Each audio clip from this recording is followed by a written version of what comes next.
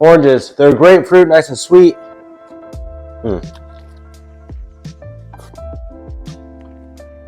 Always remind me of as a kid growing up getting orange slices at halftime at your soccer games. But they have all sorts of different other uses as well. So today on Cooking with Parker, I'll show you how to make a nice traditional orange chicken out of a Panda Express recipe, something I put together myself. And this is for my series, Fruits A to Z, so up to O. O is for oranges, so let's go.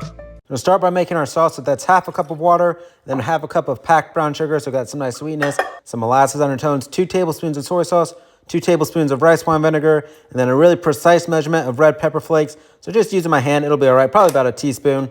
You know, do how much you want, and then knock over my soy sauce. It's all right. We're gonna call that a Parknado moment. So when I'm cooking, off to make a mess, got that nickname working in restaurants, so kind of own up to it at this point. Try not to be too bad, but it happens. Anyways, back to our sauce. I'm grating in 1 inch knob of fresh ginger. It's gonna give really nice flavor, and then we're gonna grate in 2 garlic cloves.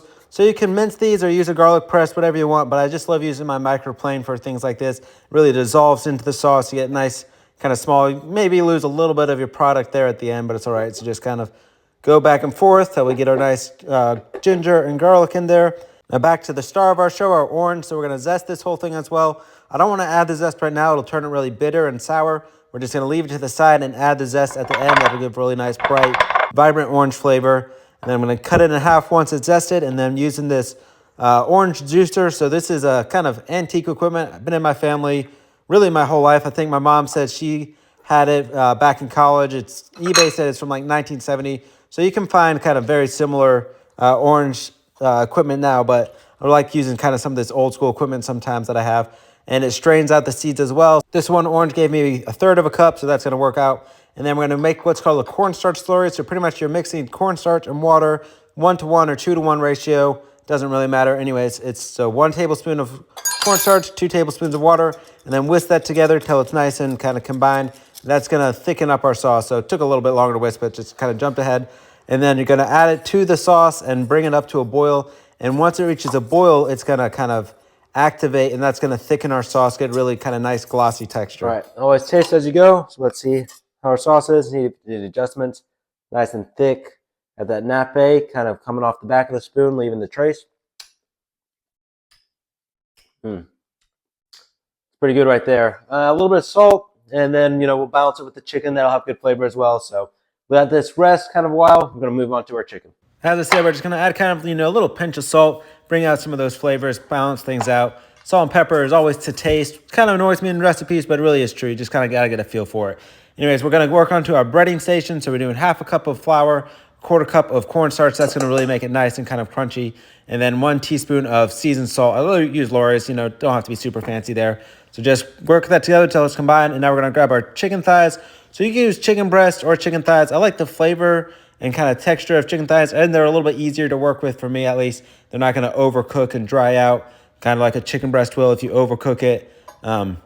Anyway, so I'm just kind of removing some of the fat of these chicken thighs, and then we're gonna cut them into little 1/4-inch pieces or bite-sized pieces. So just cut it in half, and then kind of cut it into about 8 or so pieces total per chicken thigh. So we're doing 4 total chicken thighs.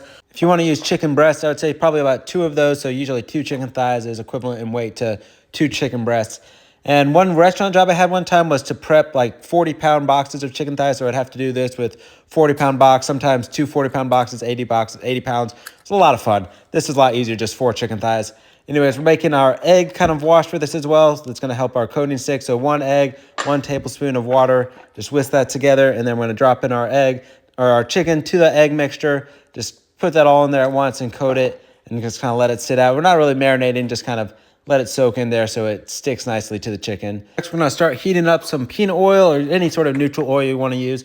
I'm using this wok. If you don't have a wok, you can just use a heavy bottom pot or a traditional fryer, whatever you got. I just actually went out and bought this wok more or less for this video. It's a great tool to have. I didn't have one. I've been wanting it, so when I got that. But on the side, you see I'm kind of just breading the chicken. So dropping the chicken into the flour, cornstarch, and seasoned salt mixture, and just put that in there till it's nice, evenly coated. Kind of toss it around, pull it out, and you're gonna always keep one hand is your dry hand when you're frying, and one hand your wet hand. So using kind of my right hand, pull out the dry chicken once it's already in the cornstarch, and then I'm using my left hand to add the chicken into it. And we're just gonna do that till we got all this chicken in the cornstarch, nice and battered, set it on a plate beside. You want your oil to reach 350, so hit 360 with my induction burner. It's gonna work out all right because it's a little bit of oil, so we're gonna start dropping in our chicken thigh pieces. We wanna do this in batches, just don't overcrowd the pan, kind of hit all the surface areas, and then once it's nice and full, we're gonna go ahead and give it a quick little stir, and then we're gonna stir it around with a spider as well, or not quite a spider, more like a large perforated spoon. Spider is kind of the more wiry-ish one. I'm going to temp my chicken as I go as well, make sure it's not overcooking, so hit about 140. It's going to turn a kind of light golden brown, not going to really get a dark golden brown with this chicken, or the orange chicken recipe I have. So as I say, we just kind of drop it, cook it, set it aside. We're going to put these all in a wire rack so they can rest before we go ahead and try a piece of chicken. So got a little crisp to it, a little flavor. Most of the flavor is going to come from our orange chicken sauce. And we're going to double fry these so we get nice and crispy. But good chicken. Double frying is a little bit more work, but it really is one of the best ways to get nice, really crispy food. So just dropping it in a second time. Also helps the oil kind of, once it's been cooking a little bit, it helps get it darken out as well. So just cook all our chicken one more time. Strain out our sauce, our oil, so you get rid of those kind of remnants. You can use this oil a second time if you want. Make sure you just get all that debris out. You want to wipe down our wok. Add back in our orange chicken sauce, bring that up to a nice little simmer, or you can just put it all in a bowl. It'll work just fine. The chicken will heat it up. And then we're going to drop our chicken, stir it till it's nice and evenly coated. You want to get full coverage on your chicken. Don't make sure none of that's left behind. Then we're going to finish with our orange zest. So as I said, we're just dropping that in at the end. So it's going to give really nice, bright, vibrant orange flavors. Not going to give any sort of bitterness from cooking those orange peels if you do it too early. We're going to set this aside in a nice bowl, kind of doing some simple plating. Again, using the perforated pan so you don't get too much sauce in there. You can set that sauce aside, put on some rice. I didn't feel like cooking rice today for this, so I just wanted to, highlight the chicken. Finished with some nice green onions on top, make it look nice and pretty. And there we have our orange chicken. Don't forget, we got to finish with some orange zest. Really pronouncing the orange flavor. It's going to be way better than Panda Express, where most everything comes from a box, where at least I would assume so. Everything more or less was made fresh today. All right, time for my favorite part, the final taste test.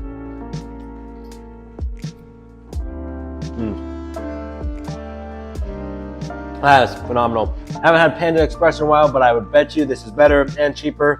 Pretty simple, but if you want to make some homemade orange chicken, this is a great recipe. Remember, cooking through the whole alphabet with fruits, A to Z, so O is for oranges. Last week I did N for nectarine, did a nice nectarine cobbler, kind of a switch up from your traditional peach cobbler. Next week is P, so lots of great options. I think I'm gonna go with a pineapple dish on that one. Hope you enjoyed the video. Don't forget to subscribe, and I'll see you next time. Yeah.